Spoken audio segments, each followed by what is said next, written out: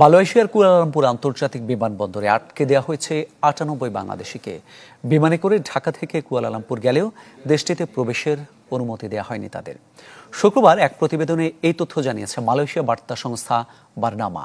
এতে বলা হয়, মালয়েশিয়ার বিমানবন্দরের প্রথম টার্মিনালে রাত ১টা থেকে সকাল ৭টা ৩০ মিনিট পর্যন্ত অভিযান চালানো হয়। কাগজপত্র পরীক্ষা নিরীক্ষায় করা হয় ১৮১ জনের, যার মধ্যে ৯৮ বাংলাদেশি মালয়েশিয়া প্রবেশের প্রয়োজনীয় ডকুমেন্টস দেখাতে পারেননি।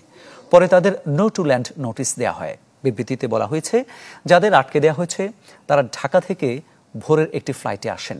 দাবি করা হয়েছে, দিনের বেলা যেহেতু কঠোর পরীক্ষা নিরীক্ষা করা হয়, সেটি এড়াতে তারা ভোরে আসেন।